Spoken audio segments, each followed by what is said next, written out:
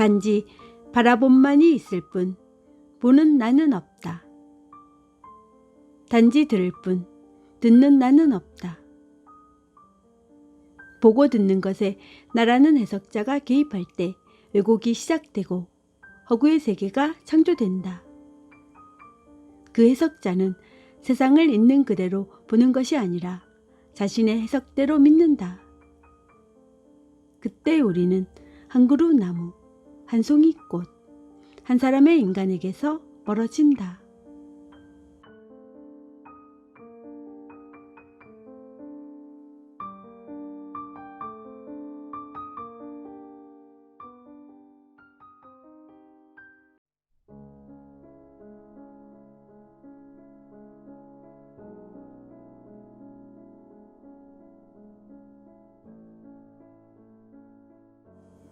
의식의 발견. 사람들은 자신의 의식이 행하는 역할을 과소평가하는 경향이 있다. 자신의 의식이 외부에서 벌어지는 일들을 아주 객관적으로 파악하고 있으며 어떤 사물을 보거나 만질 때는 있는 그대로 느끼고 있다고 생각한다. 다시 말해 우리를 둘러싼 외계가 보는 것과 조금도 다르지 않을 거라고 믿는다. 그러나 이것은 사실이 아니다. 우리의 뇌가 외계의 사물을 파악하는 과정에서 무의식적인 관여가 발생하기 때문이다. 의식은 인간을 인간답게 만드는 결정적인 요소임에도 불구하고 사람들은 이 주제에 그다지 관심을 두지 않는다. 아마도 너무 자명해서 그런 게 아닌가 싶다. 내가 한 번도 내 의식을 떠나본 적이 없으니 그걸 다시 생각해 본다는 게 이상할 것이다. 비유를 들자면 우리가 우리의 의식으로 의식을 연구한다는 게 흡사 눈이 눈을 연구하는 것과 같을 건지 모른다. 우리가 의식에 대해 무관심한 또 다른 이유는 매일 지니고 사는 의식을 너무 쉽게 생각하기 때문일 것이다. 우리는 의식이 당연히 존재한다고 생각하고 있고 우리가 평상시에 의식하는 의식이 우리가 알 수 있는 의식의 전부인 줄 알고 있다. 그러나 단도직입적으로 말해 우리가 평상시에 갖고 있는 의식은 인간이 지니고 있는 전체 의식에 비하면 아주 얇은 층에 불과하다. 의식은 그렇게 간단한 것이 아니다. 인간의 의식은 이 우주 안에 존재하는 것 중 가장 심오한 것일 뿐만 아니라 유일하게 존재하는 것이기 때문이다.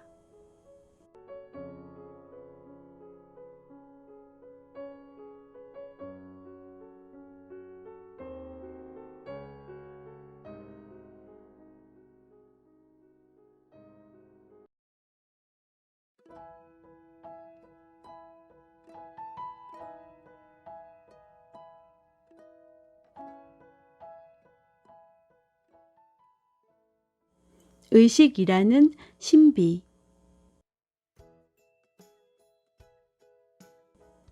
어떤 말들보다 앞서 지금 여기에 무엇인가가 있습니다. 깨어 있어서 주의를 기울이고 있는 무엇인가가 있습니다.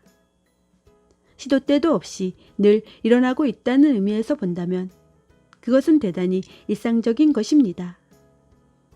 그것은 바로 그 안에서 모든 것이 일어나는 광대한 의식입니다. 경험 도중에도, 경험 이후에도, 경험과 경험 사이에도 그것이 항상 지금 여기 존재함을 알아차리는 것은 멋진 일입니다. 수많은 것들이 이 광대한 의식 안으로 들어옵니다. 수많은 감각들이 당신의 지각을 통하여 지금 의식 안으로 들어오고 있습니다. 수많은 생각들이 이 단순하고도 일상적인 의식 안에서 지금 오가고 있습니다. 또한 감각과 생각 아래쪽에서는 우리가 느낌이라 부르는 움직임이 일어납니다. 그리고 그보다 더 깊은 곳에서는 욕망이 움직이고 있습니다. 이러한 감각과 생각과 느낌과 욕망 가운데 어느 것도 그것들 이전에 사이에 이후에 존재하는 이 신비롭고 깨어있는 신성한 존재를 충분히 담을 만한 그릇이 되지 못합니다. 그중 어느 것도 당신의 참된 본질을 충분히 담을 만한 그릇이 되지 못합니다. 그것들에 아무리 관심을 주어도 그것들은 만족을 모릅니다. 그것들에 당신의 관심과 에너지를 쏟는 것은 다른 뭔가를 더 찾게 만들 뿐입니다. 왜냐하면 그것들은 그만큼 불완전하기 때문입니다. 생각과 느낌과 욕망의 계속되는 흐름 너머를 보고 그것들보다 훨씬 더 진실한 것이 무엇인지 찾아보십시오. 진정으로 믿을 만한 것이 무엇입니까? 무엇이 항상 현존하는 것입니까? 왔다가 가버리지 않는 것이 무엇입니까? 그것은 항상 여기에 있어 왔기에 너무나 평범하고 친숙하게 여겨질지 모르지만 사실은 그것이야말로 완전한 신비입니다. 무엇이 이 말을 듣고 있습니까? 무엇이 느낌을 느끼고 있습니까? 관계가 맺어지길 바라는 것, 거리를 두기를 바라는 것, 동시에 둘 다이기를 원하는 것은 무엇입니까? 그 모든 것이 일어나는 마당이 되는 이 신비는 도대체 무엇입니까? 우리가 가까이 바라보고자 할 때 우리가 발견하는 것은 마음으로는 파악할 수 없는 무엇입니다. 카메라로는 그 카메라를 찍을 수 없듯이 영적인 체험까지를 포함하여 모든 것의 근간이 되는 이 신비는 당신이 다른 모든 것을 발견했던 방식으로는 찾을 수 없습니다. 당신은 이것을 구하거나 이해할 수 없습니다. 처음에 당신은 이런 사실에 다소 두렵기도 하고 혼란스럽기도 할 것입니다.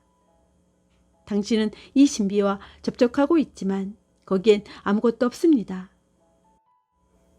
당신의 마음은 묘사하거나 알 수 있는 그 무엇도 찾아낼 수가 없고 그래서 자연스럽게 더 익숙한 것으로 당신이 알고 있는 것으로 돌아가려는 경향을 보입니다. 결국 알지 못한다는 그것이 사실은 큰 위안이 됩니다. 왜냐하면 그것이 매 순간 속에 의식이 존재할 가능성을 허용해 주기 때문입니다. 어떤 것이 무엇으로 간주되기 이전에, 의미를 띠기 이전에, 문제가 되기 이전에 광대한 의식이 존재합니다. 그것은 경계도 한계도 없고 따라서 우리는 그 깊이와 풍요로움을 탐사하는 일을 결코 끝마칠 수도 없습니다. 그 안에 나타나는 모든 것은 그것의 아름다운 반영입니다. 감각, 생각, 느낌, 경험은 모두 이 광대한 의식으로부터 나온 아름다운 산물들이지만 의식 자체는 체험할 수가 없습니다. 하지만 의식의 표현물들은 체험할 수 있고 그것들은 저마다 거대한 신비로 들어가는 문이 될 수 있습니다. 자, 그럼 이제 어떻게 할까요? 당신이 거대한 신비에게 할 수 있는 최선의 봉사는 더 깊이 그 안으로 뛰어드는 것입니다. 그것에 호기심을 가지고 아주 완전하고 충만하게 느껴진다 하더라도 절대 멈추지 마십시오.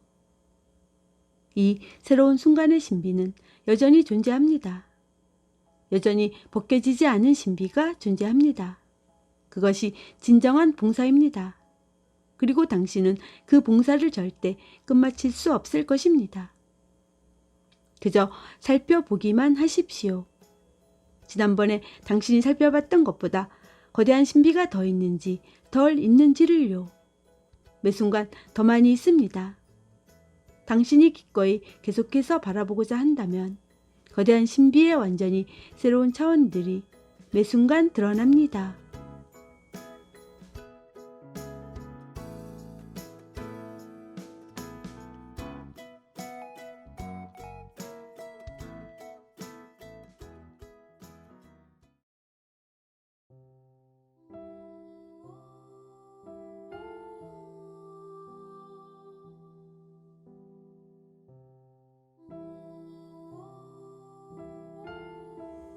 진실 말하기.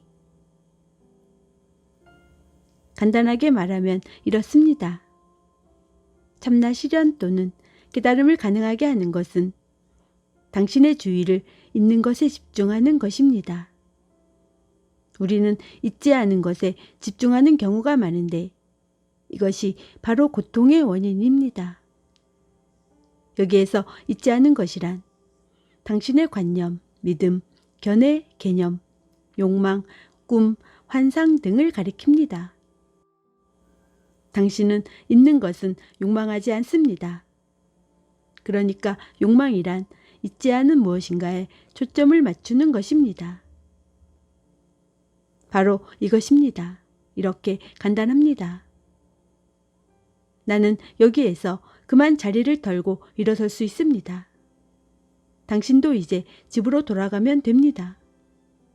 하지만 여기엔 몇 가지 덧붙일 중요한 세부사항들이 있습니다. 그중 하나는 있는 것은 항상 변하고 있으며 그러므로 당신은 거기에 주의를 기울이는 일을 절대 끝마칠 수 없다는 것입니다. 다른 하나는 내가 있지 않은 것이라고 묘사한 것들은 있는 것의 일부라는 것입니다. 꿈도 있고 욕망도 있고 생각도 있는 것이니까요. 그것들은 다른 것들이 있는 것과 마찬가지로 있습니다. 당신의 모든 꿈, 욕망, 생각, 개념, 환상, 견해, 믿음 등이 거짓인 것은 그것들이 전체 진실이 아니기 때문입니다. 당신이 그것들을 환대하면서 그것들이 거짓임을 스스로 인정하지 않는다면 그것들은 고통의 원인이 됩니다. 좋은 소식은 그것들이 거짓임을 인정하기만 하면 즉시 고통에서 해방된다는 것입니다. 나는 사랑을 원해. 이런 간단한 욕망에 대해 살펴봅시다. 이 말은 매우 설득력 있게 들리지만 전체 진실을 말하려는 사람이라면 이 진술이 갖는 모든 면에 대해 질문을 던져야 합니다. 이 순간 당신에게 사랑이 결핍되어 있다는 것은 진실인가요? 당신이 사랑을 원한다는 것은 당신에게 사랑이 결핍되어 있다는 믿음에 근거합니다. 우리는 자신이 갖고 있지 않다고 생각하는 것만을 원합니다. 위 질문에 대답하려면 당신은 잘 봐야 합니다. 지금 이 순간 사랑은 현존하고 있지 않습니까?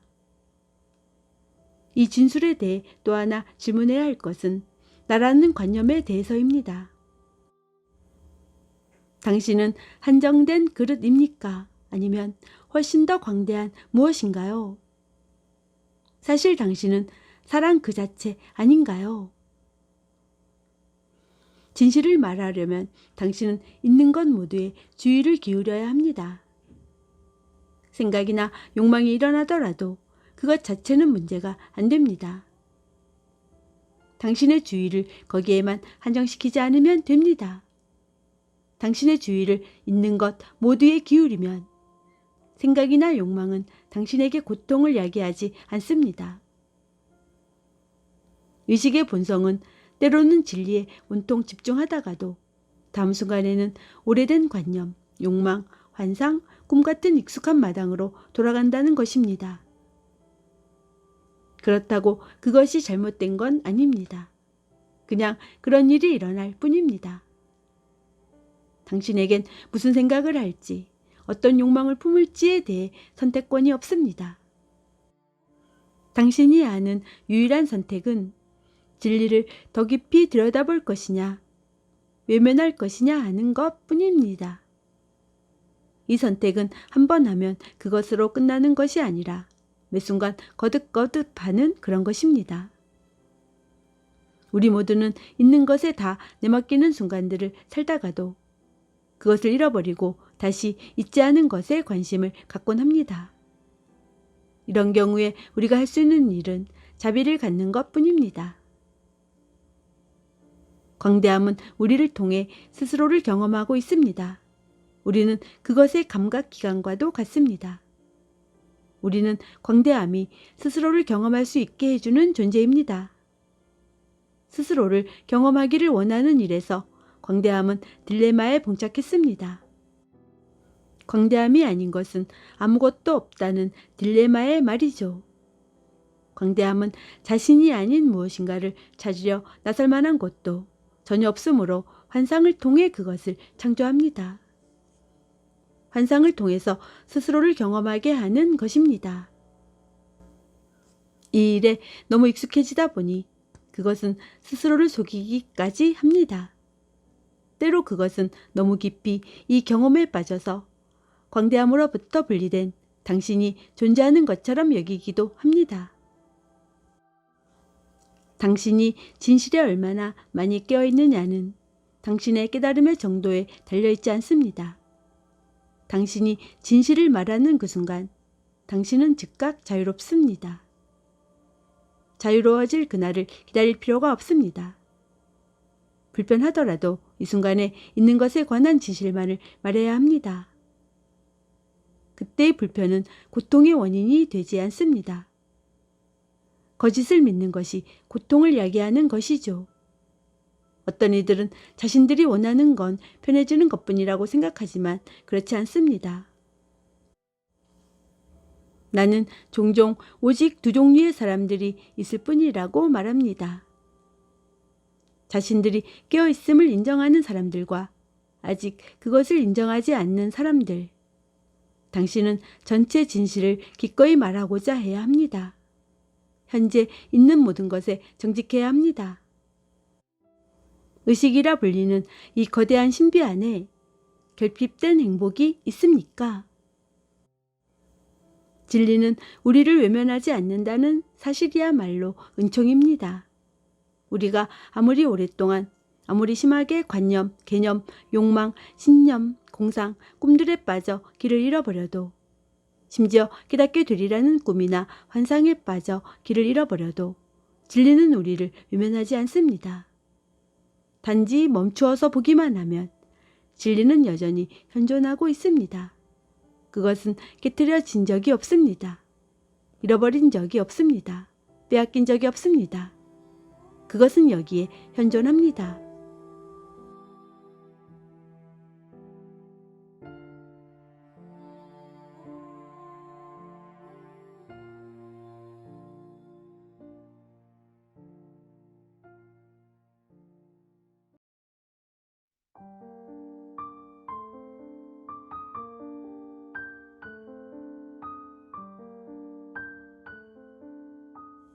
현재에 존재하기. 이 순간에 존재한다는 것은 현재에 존재한다는 것을 의미합니다. 누구도 현재가 아닌 곳엔 있을 수가 없기 때문에 이런 말을 한다는 것 자체가 우스운 일입니다. 이 순간이 아닌 다른 곳에 존재할 가능성은 도대체 없으니까요. 당신이 지금껏 들이마시고 내쉰 모든 숨은 현재 순간에 이루어진 것입니다. 당신이 지금껏 해온 모든 생각은 현재 순간에 이루어진 것입니다. 당신이 지금껏 해온 모든 경험은 현재 순간에 이루어진 것입니다. 그것이 실제하는 당신입니다. 당신은 매 순간에 현존하는 바로 그것입니다. 몇 가지 이유에서 모든 순간순간마다 경이로움과 장엄함 속에 충만하게 존재하기는 겉보기와 달리 그리 쉽지 않습니다. 우리는 매 순간 이 순간 속에 존재하면서도 왜 항상 충만하게 존재하지 못하는 걸까요? 무엇이 그 길을 방해하는 것일까요? 범인은 생각과 느낌인 것 같지만 더 자세히 들여다보면 충만하게 존재하지 못하도록 방해하는 것은 단순히 생각과 느낌의 존재라기보다는 더 미묘한 무엇입니다. 생각과 느낌과 감각을 가지는 것은 이 몸, 마음의 본성입니다. 그것들이 문제라면 단지 마음을 고요하게 하는 법을 터득하기만 하면 현재에 더 잘 존재하게 될 것입니다. 생각과 느낌과 감각에 그칠 줄 모르는 흐름과 더불어 일어나는 또 다른 무엇이 있는데 그것이 바로 선호, 즉 더 좋아하는 마음입니다. 이런저런 온갖 선호들이 일어납니다. 우리는 이런 감각보다 저런 감각을 더 좋아하고 불편한 느낌보다 긍정적인 느낌을 더 좋아하고 따분하거나 걱정스러운 생각보다 심오한 생각을 더 좋아합니다. 붓다는 욕망이 모든 고통의 원인이라고 말했는데 그가 가리켜 보인 것이 바로 이 더 좋아하는 마음입니다.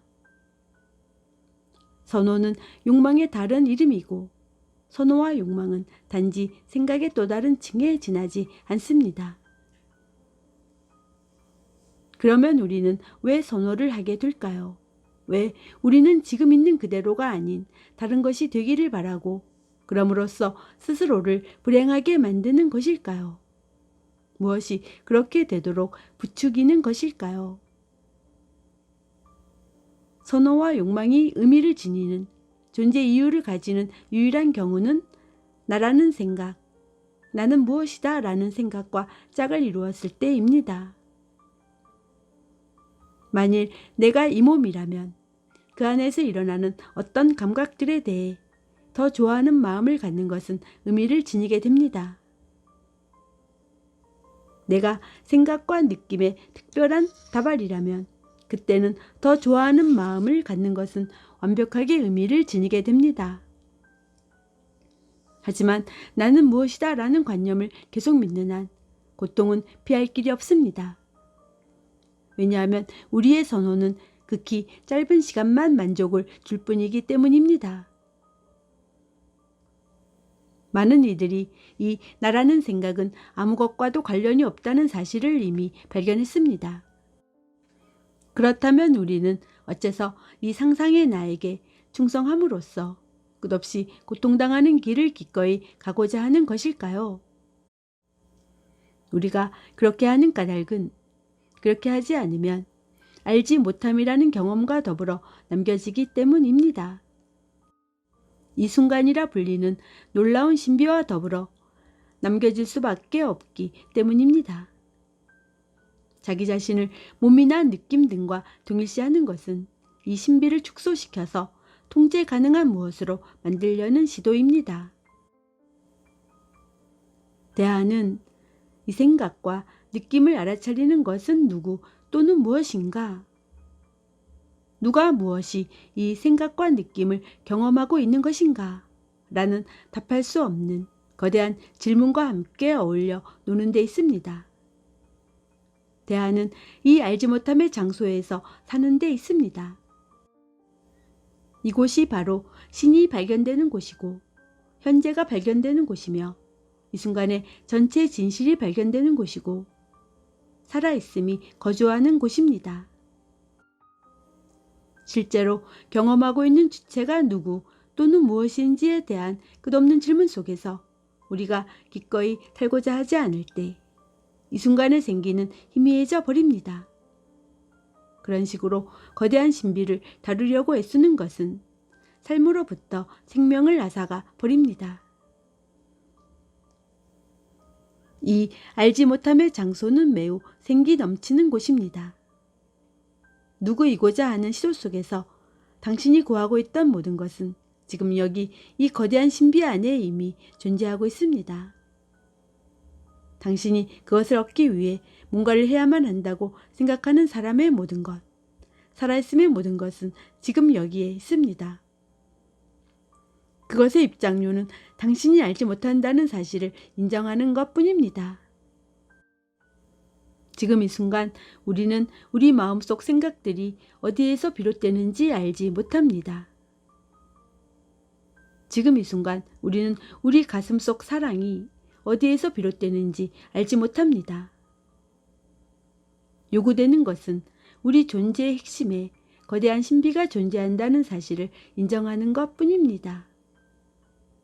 그것들을 충분히 가질 수 있다면 이 알지 못함의 장소와 맞닥뜨릴 필요 없을 거라고 생각하면서 저 거대한 신비를 채우려고 했던 소유물들과 관념들과 경험들에 더 이상 속아 넘어가지 않는 것입니다.